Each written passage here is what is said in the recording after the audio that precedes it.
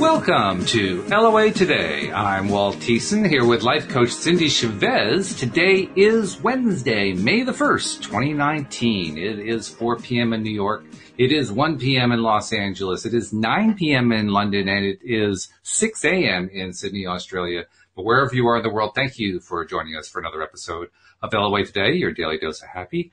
And I just got an interesting note. I'm not sure if we're still on Facebook. It looks like it may have failed on the stream. I'm going to double check that to see if that's true. Oh, no. It has been an interesting time. We switched over to Zoom so that we could do live streaming to Facebook and or to YouTube. And YouTube's been giving us a heck of a hard time. And now it turns out that Facebook is giving us a hard time. So I don't know.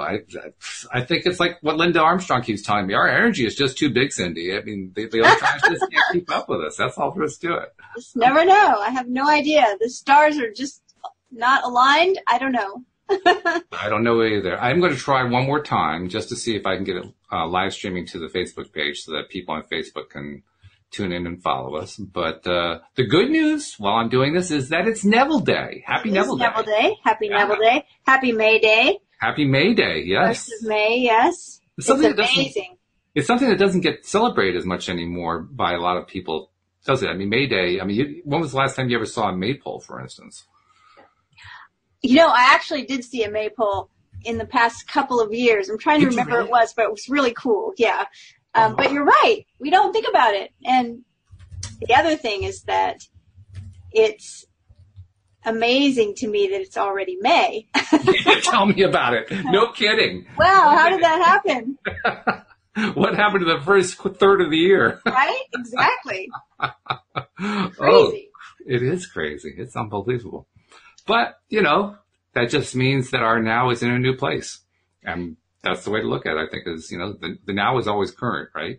So, the date just kind of slides by. We say, oh, there it goes. Goodbye.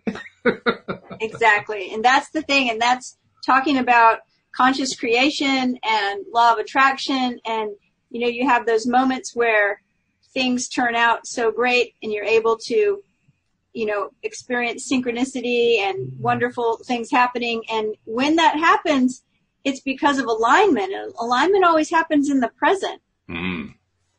Yes, right? It does. Absolutely. So that's our now is really important because that's where everything is happening, because the past is just a memory and the future is uncertain. And so we got to be here right now. It's the only place to be. It's the place to be. So thank you. I'm excited about May. Yeah. And about Neville.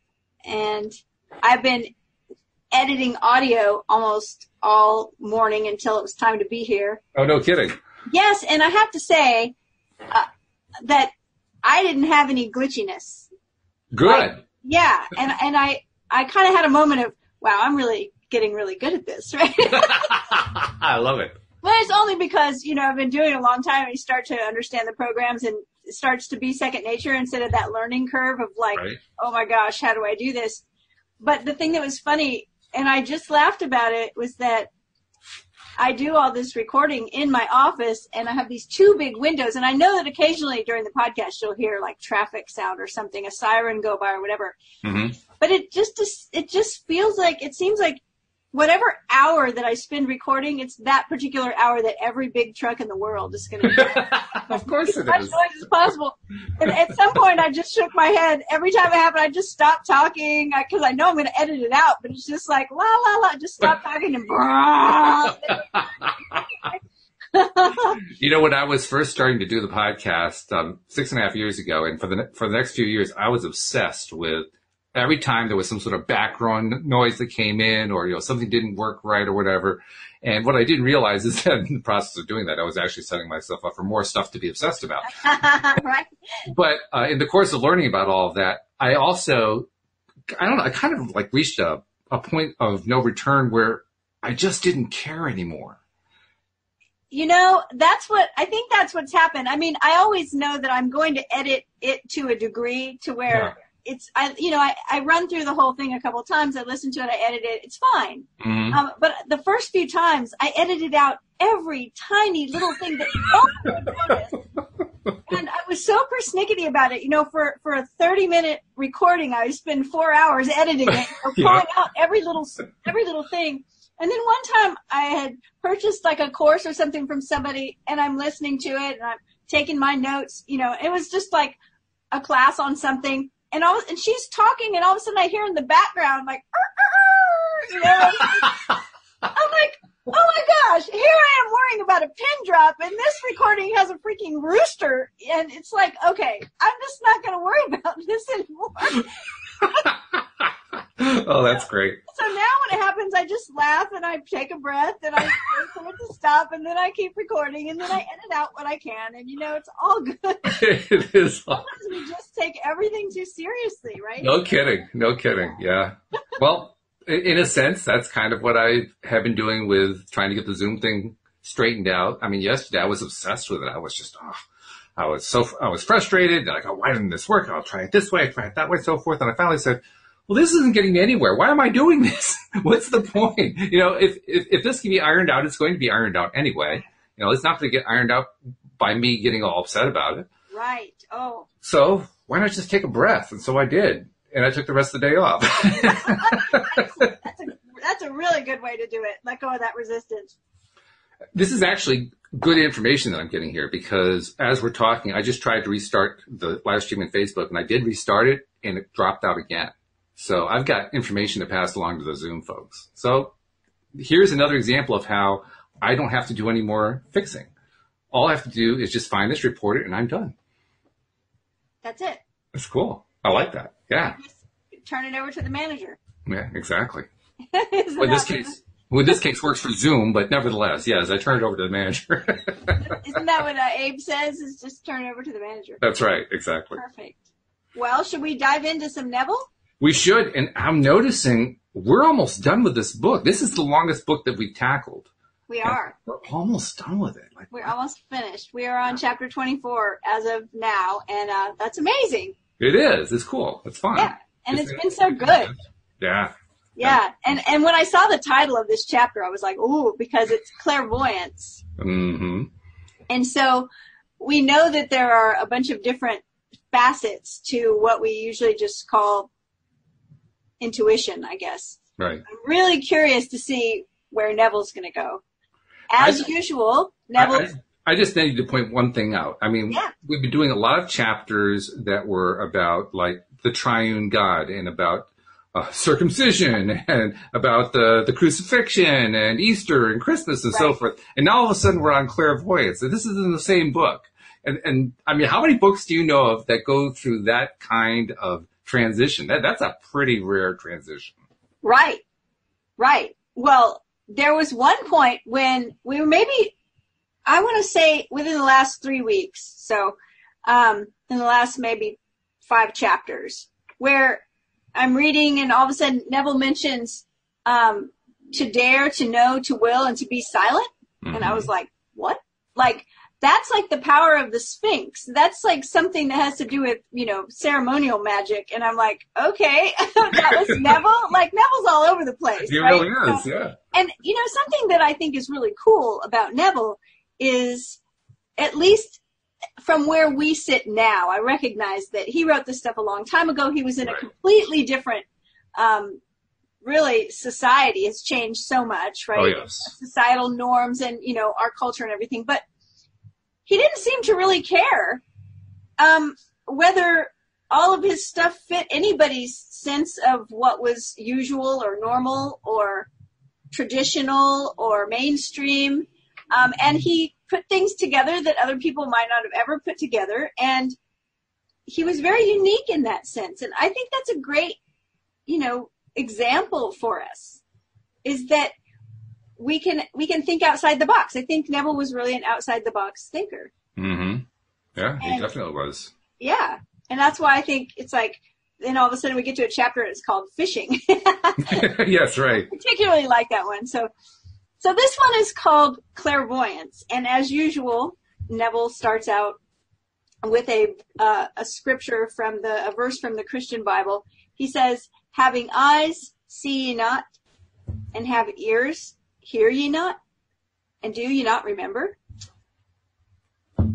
He goes on to say, true clairvoyance rests not in your ability to see things beyond the range of human vision, but rather in your ability to understand that which you do see.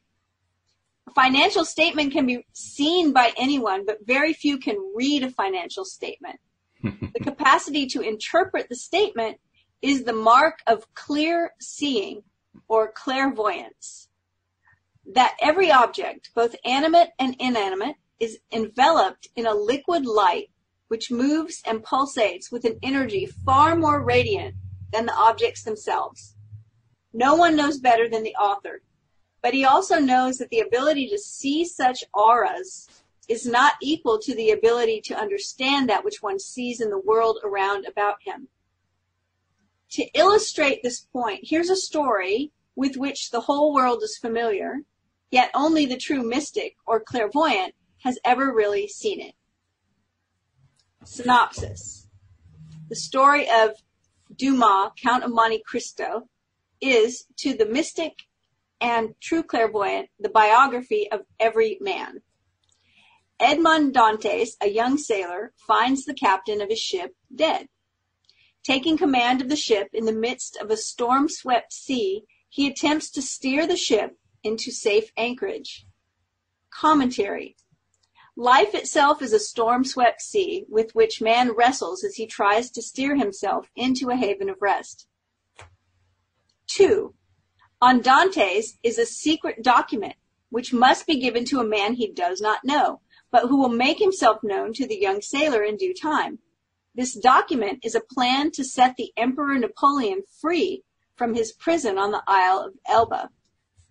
Commentary. Within every man is the secret plan that will set free the mighty emperor within himself. 3.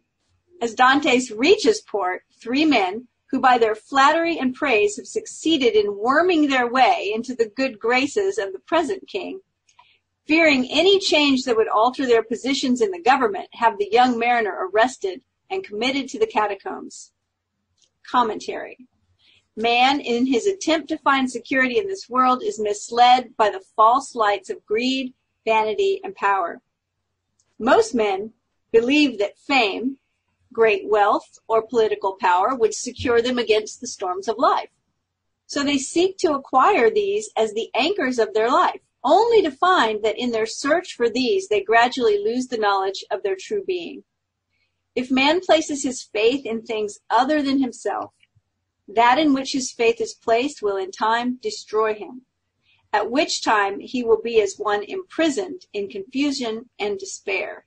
And that's a really interesting statement, right? Because most people are telling us to have faith in God, have faith in a higher power, have faith in, something outside of ourselves that's bigger than us. Right. Neville says if man places his faith in things other than himself, that in which his faith is placed will in time destroy him. Yeah. So he goes on to tell the story. 4, here in this tomb, Dantes is forgotten and left to rot. Many years pass. Then one day, Dantes, who is by this time a living skeleton, hears a knock on his wall. Answering this knock, he hears the voice of one on the other side of the stone. In response to this voice, Dantes removes the stone and discovers an old priest who has been in prison so long that no one knows the reason for his imprisonment or the length of time he has been there. Commentary. Here behind these walls of mental darkness, man remains in what appears to be a living death. After years of disappointment, man turns from these false friends, and he discovers within himself the ancient one, his awareness of being, who has been buried since the day he first believed himself to be man and forgot that he was God. 5. The old priest had spent many years digging his way out of this living tomb, only to discover that he had dug his way into Dante's tomb. He then resigns himself to his fate and decides to find his joy and freedom by instructing Dantes in all that he knows concerning the mysteries of life and to aid him to escape as well. Dantes at first is impatient to acquire all this information, but the old priest, with infinite patience garnered through his long imprisonment, shows Dante how unfit he is to receive this knowledge in his present, unprepared, anxious mind. So with philosophic calm, he slowly reveals to the young man the mysteries of life and time. Commentary. This revelation is so wonderful that when man first hears it, he wants to acquire it all at once. But he finds that after numberless years spent in the belief of being man, he has so completely forgotten his true identity that he is now incapable of absorbing this memory all at once. He also discovers that he can do so only in proportion to his letting go of all human values and opinions. As Dantes ripens under the old priest's instructions, the old man finds himself living more and more in the consciousness of Dantes. Finally, he imparts his last bit of wisdom to Dantes, making him competent to handle positions of trust. He then tells him of an inexhaustible treasure buried on the Isle of Monte Cristo. Commentary. As man drops these cherished human values, he absorbs more and more of the light, the old priest, until finally he becomes the light and knows himself to be the Ancient One. I am the light of the world. And then 7, well, that was 6, that section we read before. 7, at this revelation, the walls of the catacomb which separated them from the ocean above cave in, crushing the old man to death. The guards, discovering the accident, sew the old priest's body into a sack and prepare to cast it out to sea. As they leave to get a stretcher, Dantes removes the body of the old priest and sews himself into the bag. The guards, unaware of this change of bodies and believing him to be the old man, throw Dantes into the water. Commentary. The flowing of both blood and water in the death of the old priest is comparable to the flow of blood and water from the side of Jesus as the Roman soldiers pierced him, the phenomenon which always takes place at birth, here symbolizing the birth of a higher consciousness. 8. Dantes frees himself from the sack, goes to the Isle of Monte Cristo and discovers the buried treasure. Then, armed with this fabulous wealth and this superhuman wisdom, he discards his human identity of Edmond Dantes and assumes the title of the Count of Monte Cristo. Commentary. Man discovers his awareness of being to be the inexhaustible treasure of the universe. In that day when man makes this discovery, he dies as man and awakes as God. Yes, Edmond Dantes becomes the Count of Monte Cristo. Man becomes Christ. That's fascinating on a number of different levels. The first one is, we know, I'd still like to know more about him, but we know that Neville received his teaching from a Middle Eastern mystic named Abdullah. And I'm wondering, yes, do you think that Abdullah and Neville discussed the Count of Monte Cristo? I have no idea, but I'm never going to look at that story the same way. Well, also, as we were reading it, I'm reminded of what Monte Cristo means. What does it mean? I'm pretty sure it means the mountain of Christ. The mountain of Christ. So, when you're first hearing or reading what Neville is saying about the Count of Monte Cristo, it sounds like, once again, Neville's kind of doing one of his really interesting, wild stretches of here's what was originally there and here's what he's interpreting it into. But then you recognize the name, the Count of Monte Cristo, and what that actually means. And you say to yourself, that's not all that far off, is it? It's really not. And it really does, his parallel, it never really moves too far from the story. I mean, I think it's a pretty good metaphor. Mm-hmm. Right? It really is, yeah. And I've never heard it before, so I was kind of like, really?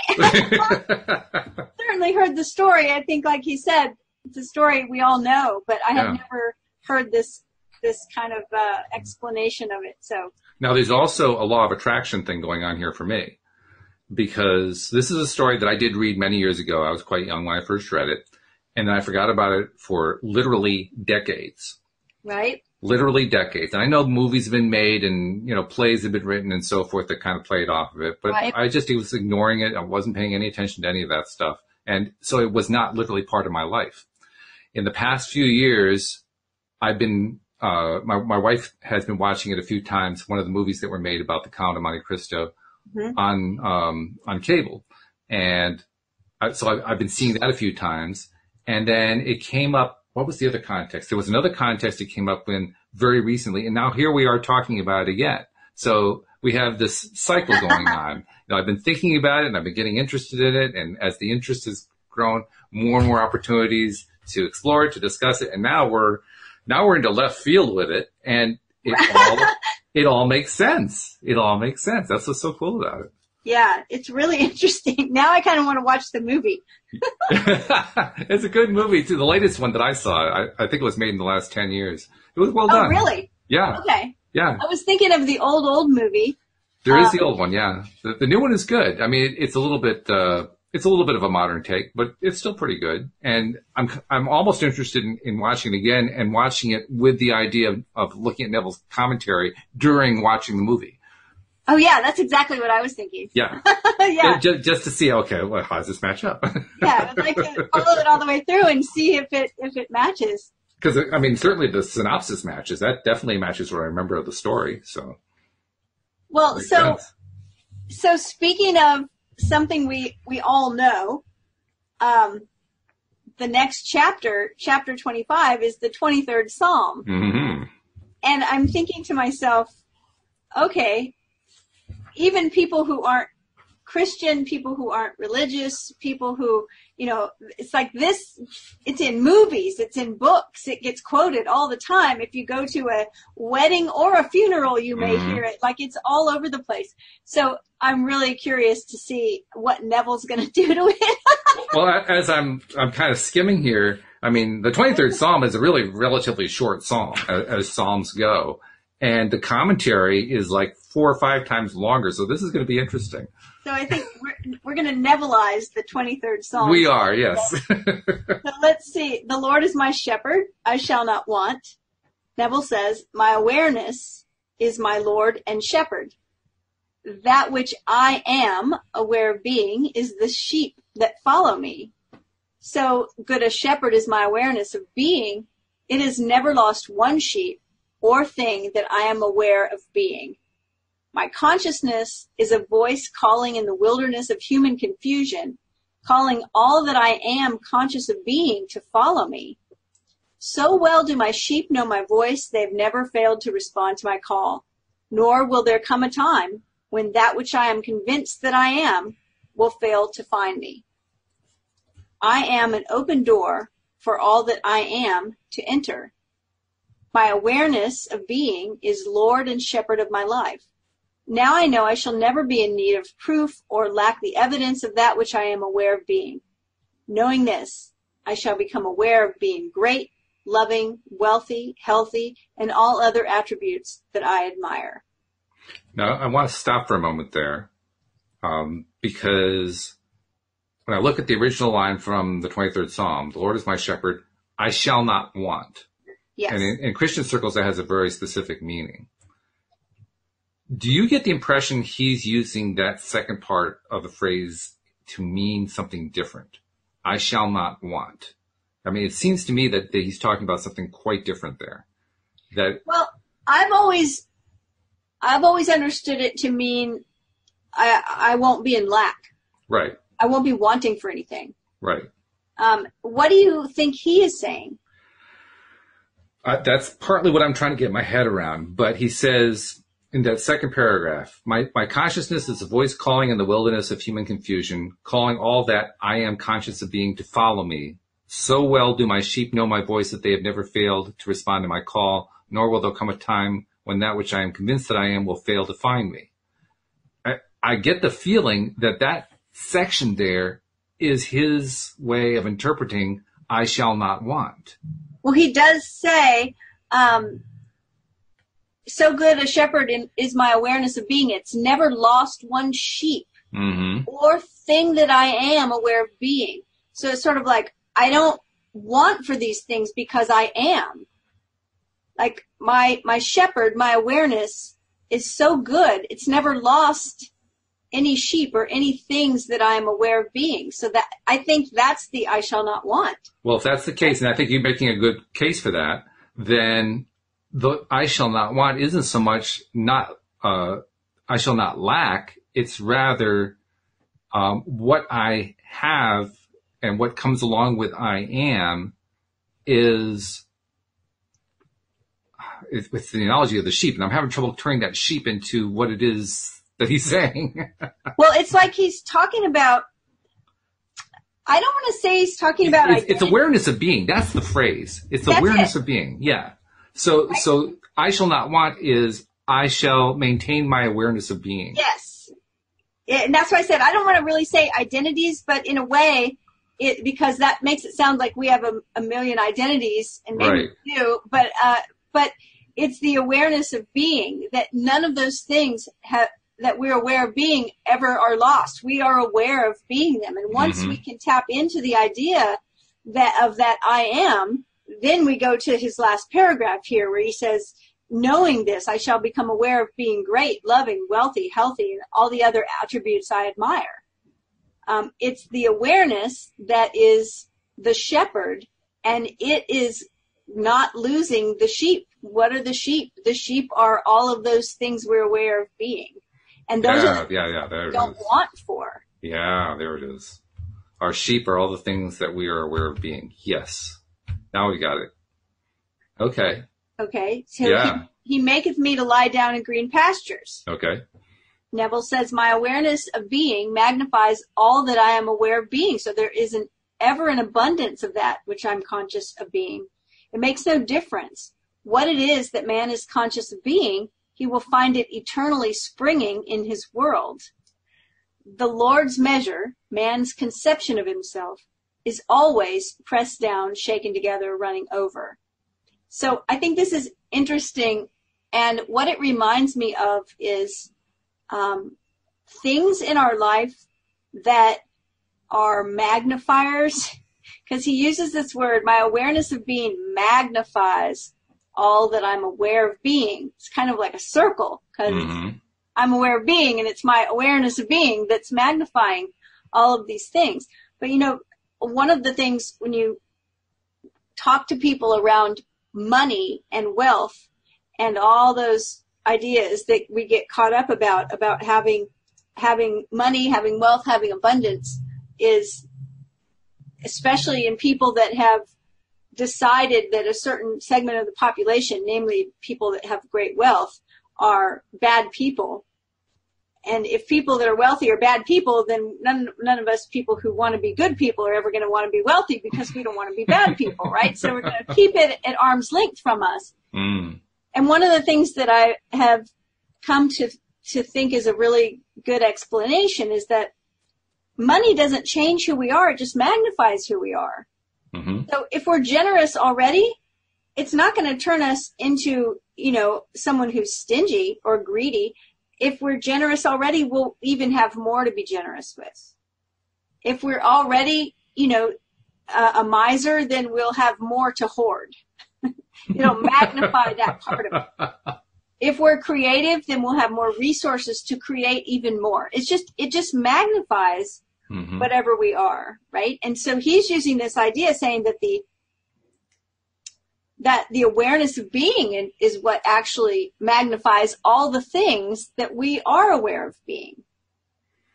I think, and he says here that it doesn't matter what we're conscious of being, whatever it is, we will find it eternally springing in his world.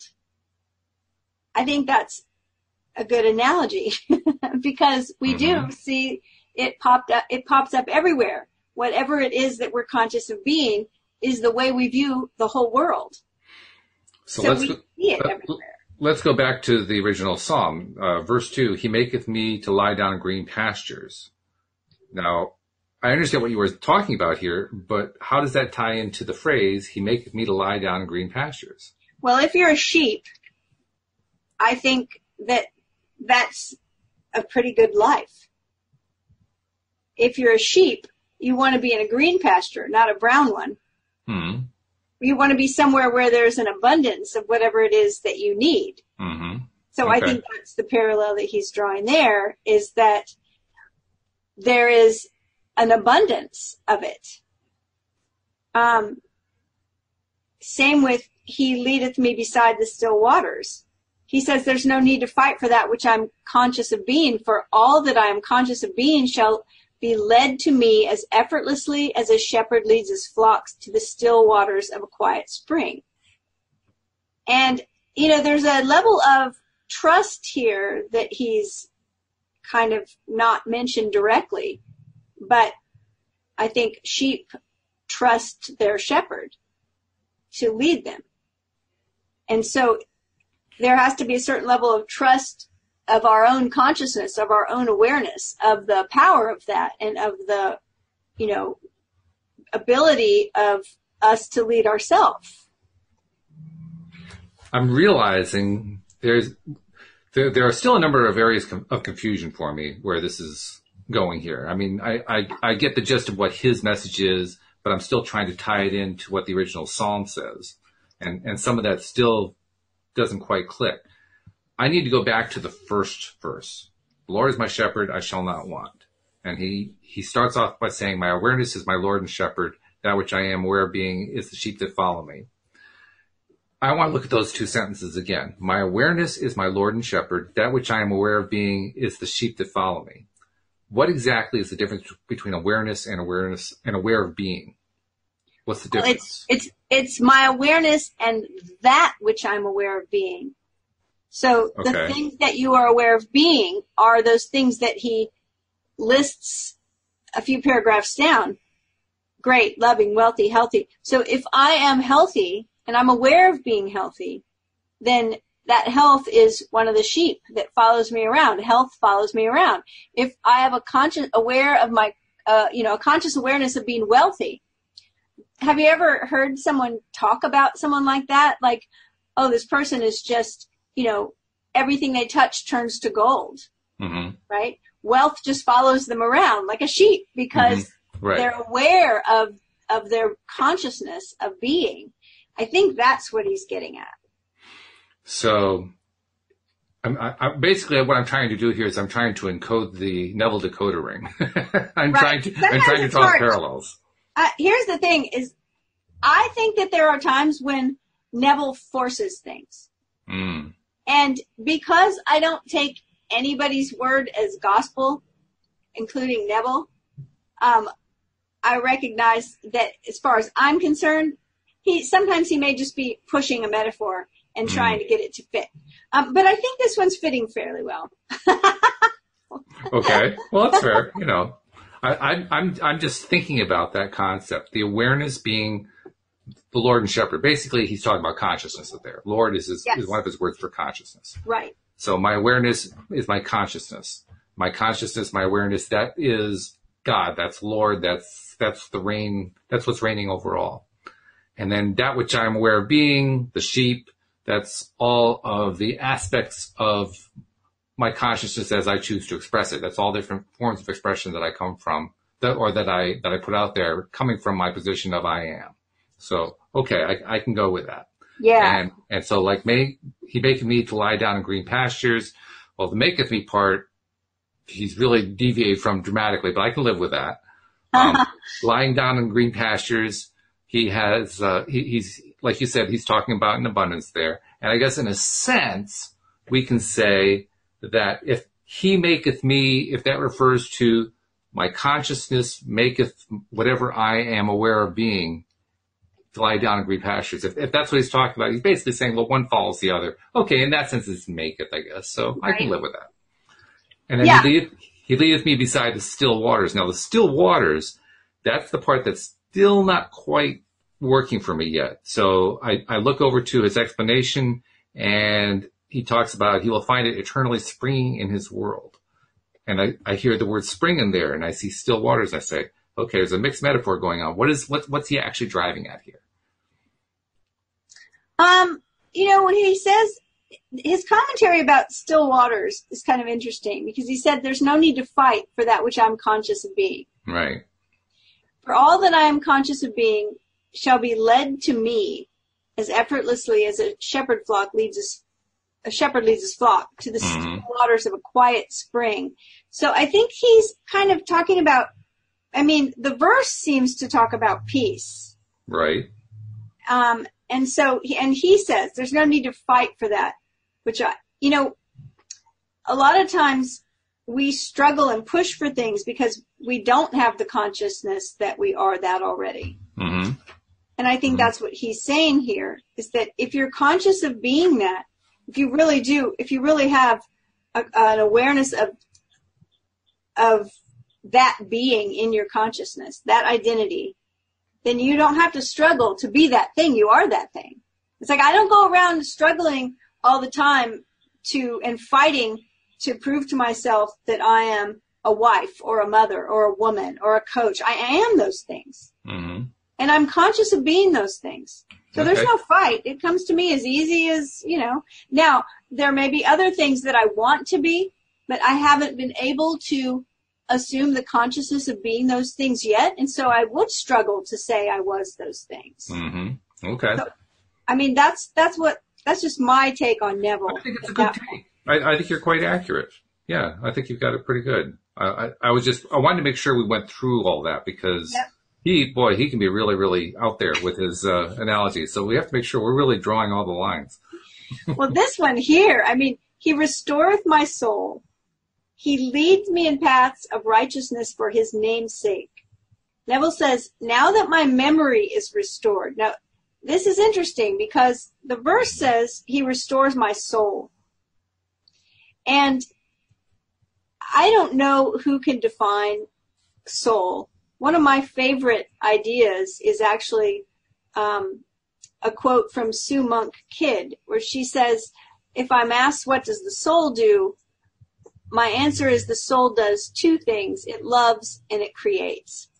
I think that's a pretty good definition of the soul. I always think that the soul of a person is what makes them unique. It's where our creative, abilities come from. It may have to do with our personality, but there's definitely that authentic, unique part of us.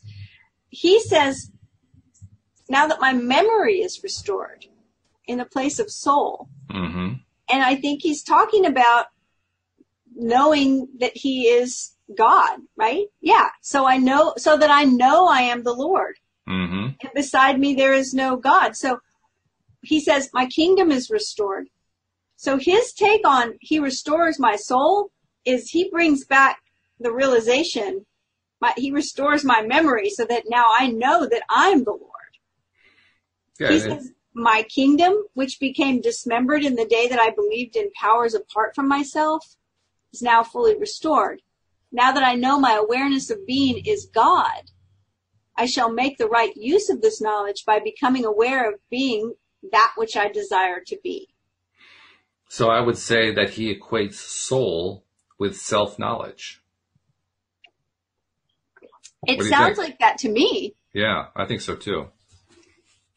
And that makes sense also. That fits the Neville motif to a T. I mean, that's literally where he comes from. He comes from that basic position, I am. We've been talking about that in this book earlier on the book. That I am is the primary, it's the first starting place where everything emerges from. So he says to wind that section, now that I know my awareness of being is God. I think that's the restoration he's talking about. Mm-hmm. And then, yea, though I walk through the valley of the shadow of death, I will fear no evil, for thou art with me, thy rod and thy staff, they comfort me. His commentary says, yes, though I walk through all the confusion and changing opinions of men, I will fear no evil, for I have found consciousness to be that which makes the confusion. Having in my own case restored it to its rightful place and dignity, I shall, in spite of the confusion, outpicture that which I am now conscious of being, and the very confusion will echo and reflect my own dignity. That one we might have to tear into a little bit. I think so, yes. The valley of the shadow of death actually translates in his description to the changing opinions of men.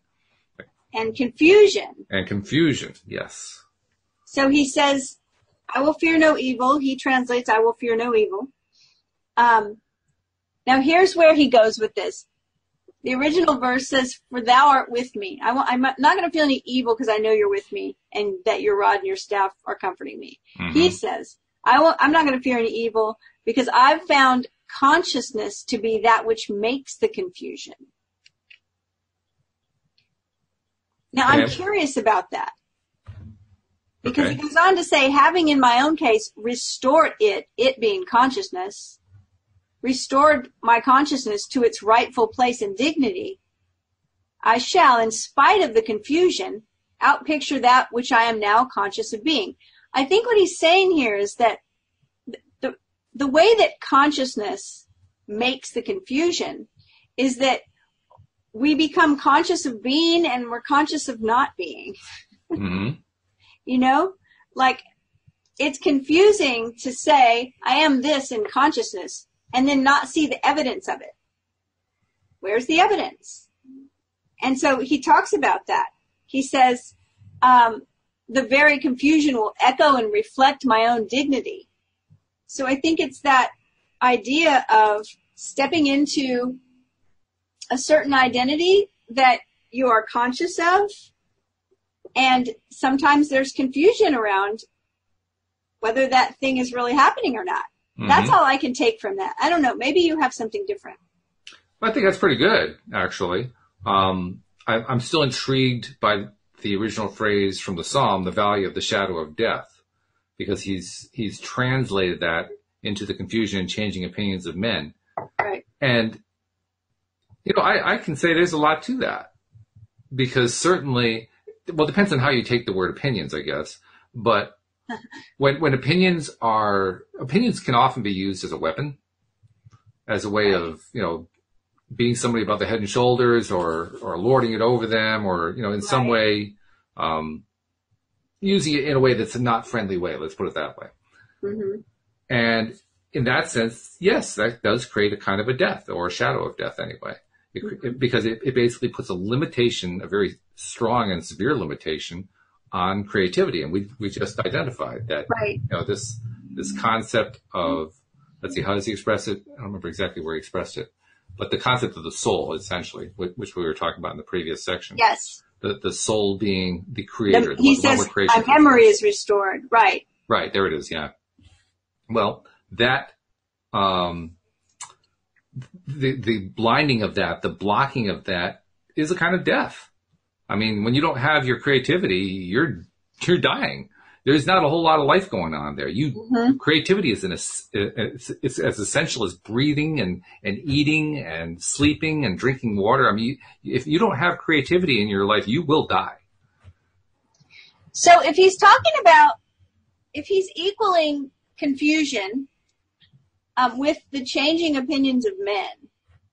So it seems that this is something that he brings up a lot, like what other people may say, the changing opinions of men. Mm-hmm. Where he says here, I shall, in spite of the confusion, outpicture that which I am now conscious of being. So he's manifesting in spite of what other people say, in spite of all those other opinions. He is outpicturing, which is the beginning steps of manifesting something in 3D reality. He's outpicturing that which he's conscious of being. And he says the very confusion will echo and reflect my own dignity.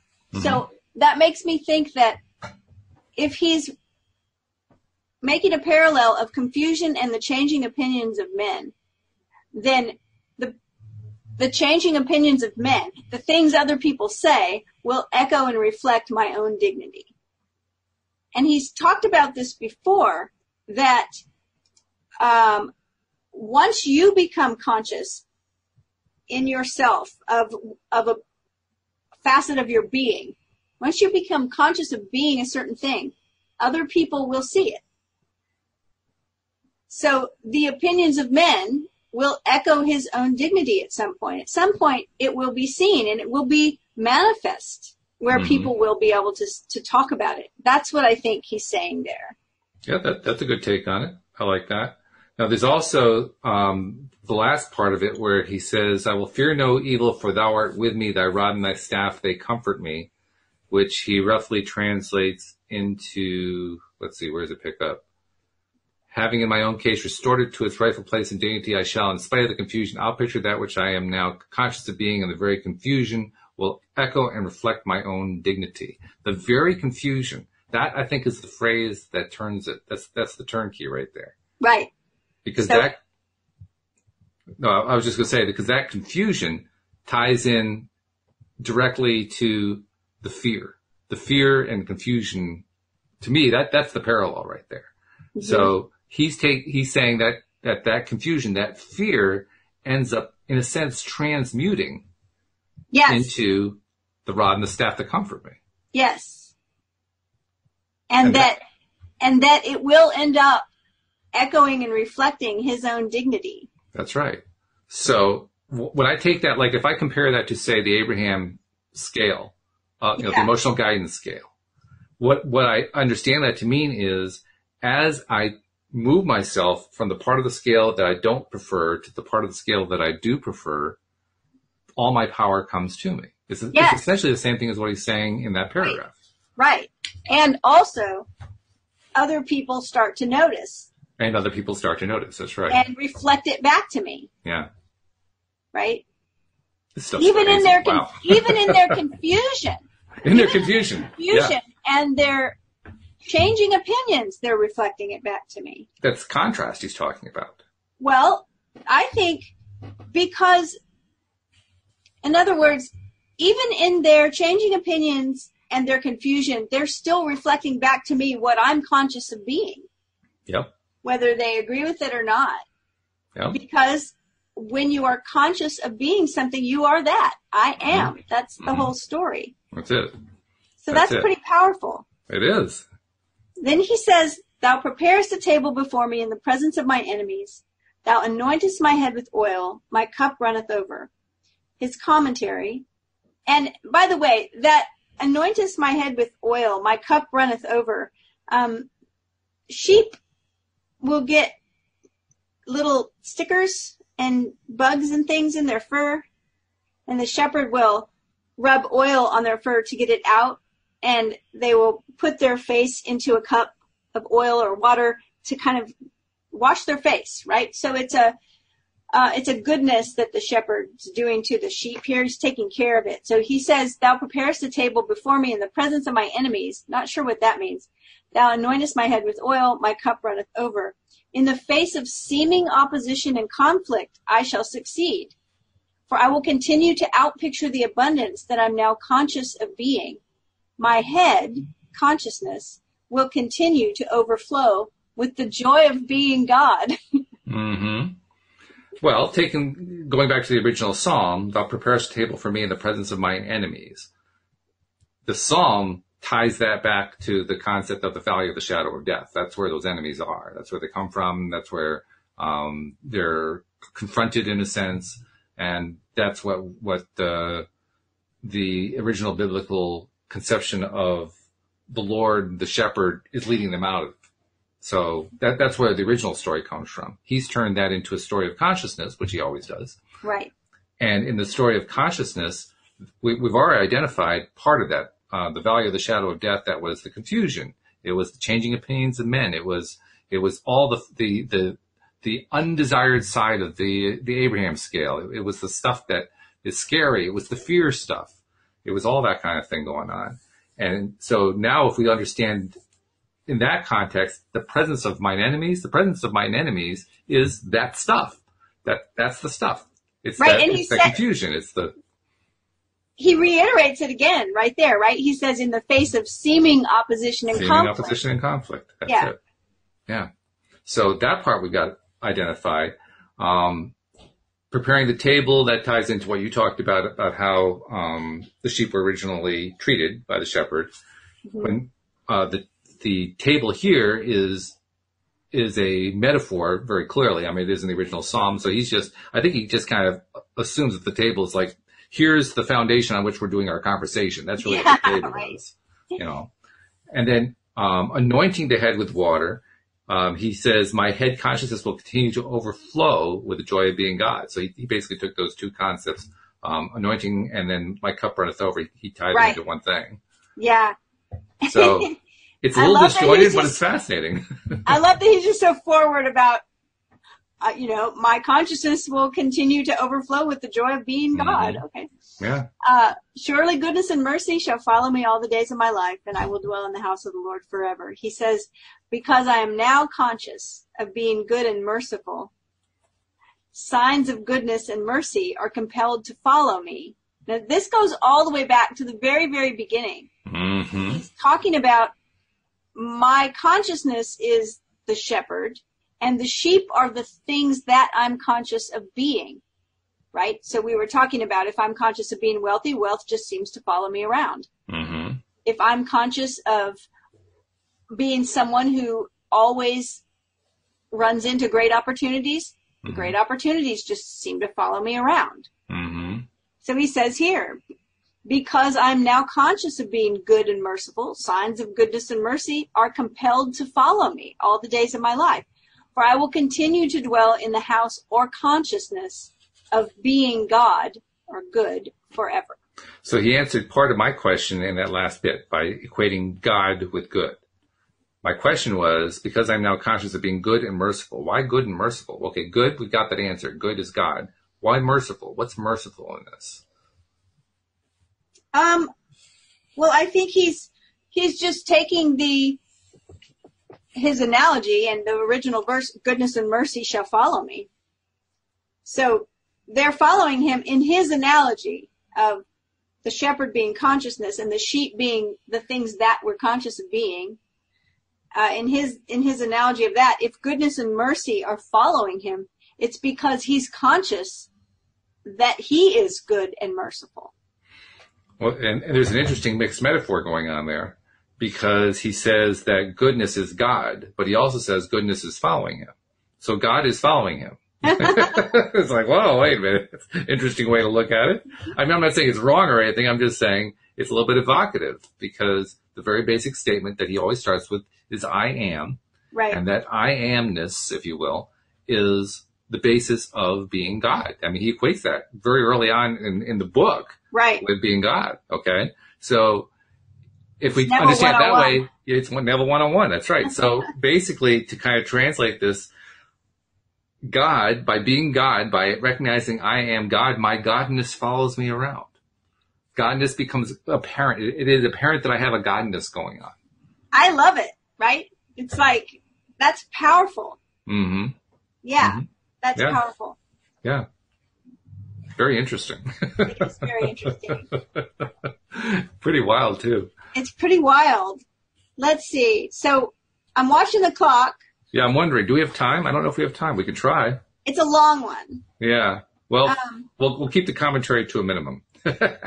Okay. So let's see. Gethsemane. This is chapter 26. Almost to the end of the book. Yeah, 2 left after this.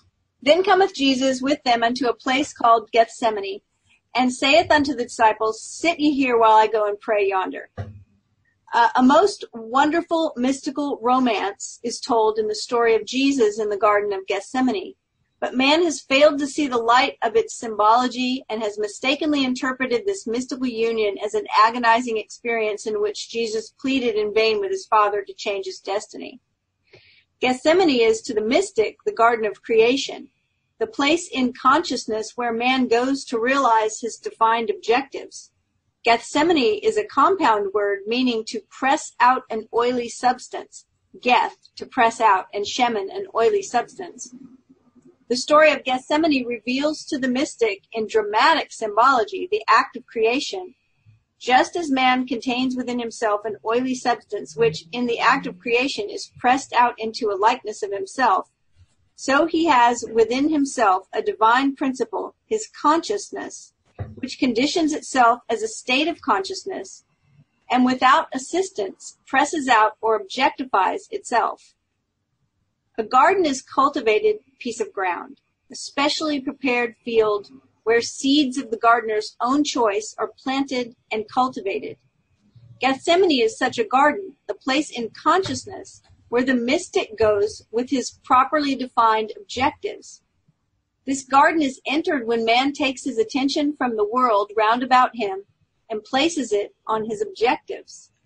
Man's clarified desires are seeds containing the power and plans of self-expression, And like the seeds within man, these two are buried within an oily substance, a joyful, thankful attitude of mind.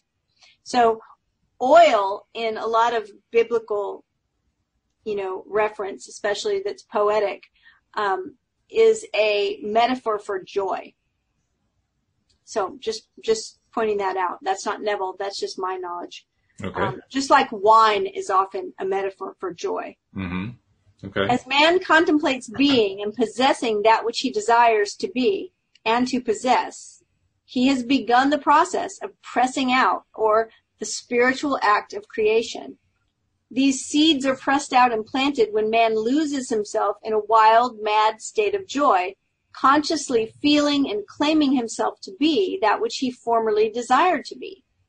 So he's talking about here the same thing he's been talking about, and that is being aware of you being conscious of a certain thing, being a certain thing, conscious of being. I am. Desires expressed or pressed out result in the passing of that particular desire. Man cannot possess a thing and still desire to possess it at one time and at the same time. So you've either got it or you don't have it. So as one consciously appropriates the feeling of being the thing desired, this desire to be the thing passes, is realized.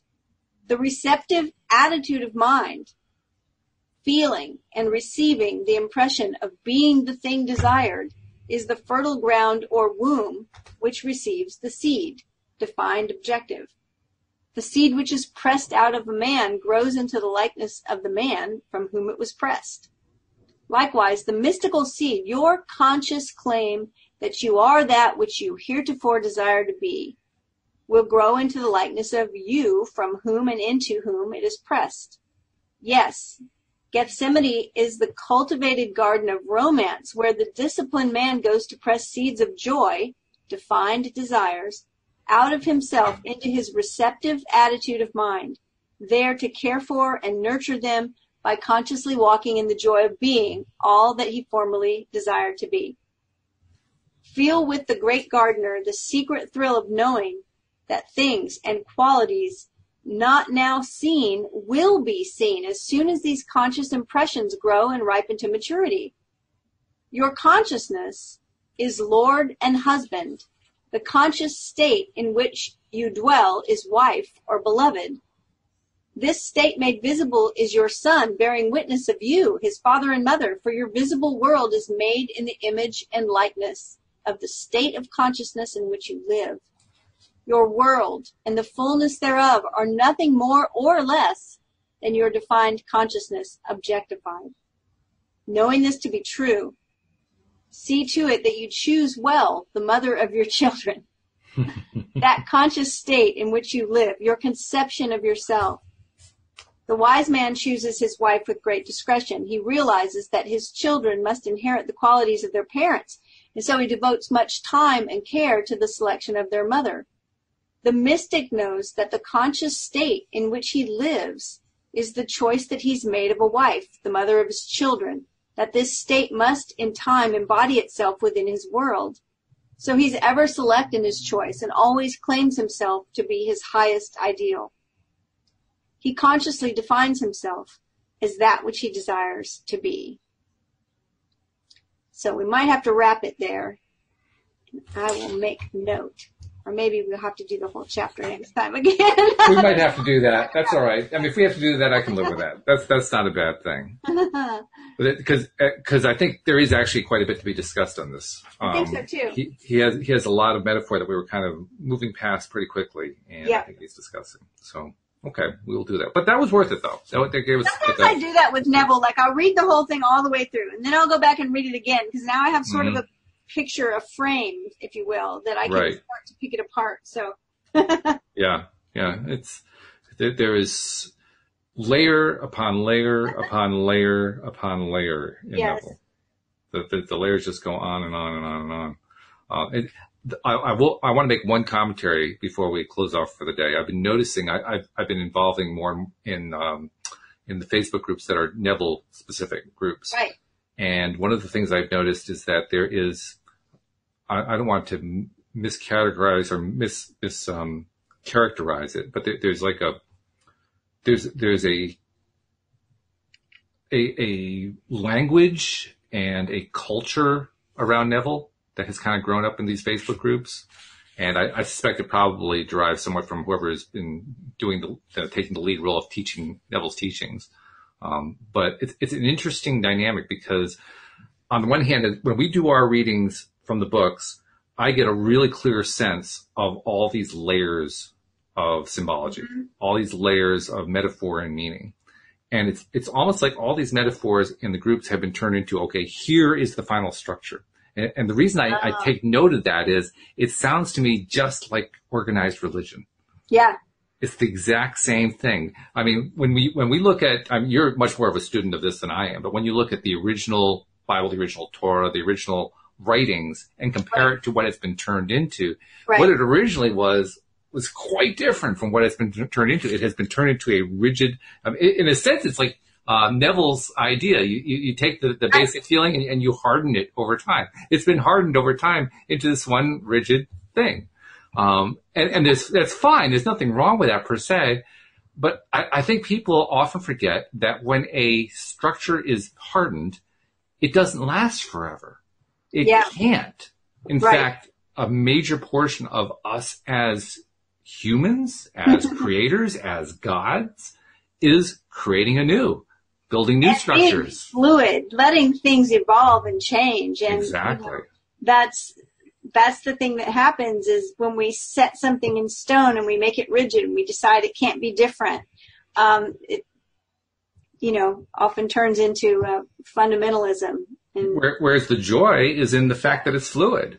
The joy is in the fact that it's constantly evolving and changing and turning and all that. Even in his metaphor, what was the joy? It was the water flowing. That's right. Oil. Exactly. It was fluid. It was not a rock. Exactly. Yeah. So it's going to be interesting. The more I kind of immerse myself into that culture to find out what's going on there.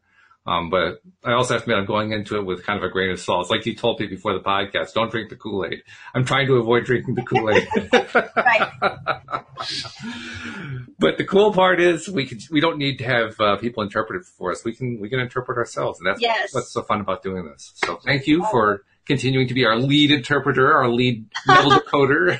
Thank you for having me. We appreciate it so much. Before we go, remind people how to find Cindy Chavez, the life coach, because she's also a pretty cool person. Yeah, they can find me online on my website, cindychavez.com, CindieChavez. I would love for you to come find me, and there's a contact form there. Just give me a shout.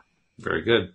Hopefully we'll get the live streaming thing fixed, or actually I'm not going to do that. Zoom is going to do that, and I'm just going to sit back and say, great. So thank you, Zoom, in advance for clearing that up so we can be live streaming. But in the meantime, at least we get to do the recordings, and I really appreciate doing it with you. I appreciate our podcast listeners as well, because they're the ones who make all this possible. We will see you all next. Absolutely. We will see you all next time here on LOA Today. Goodbye, everybody.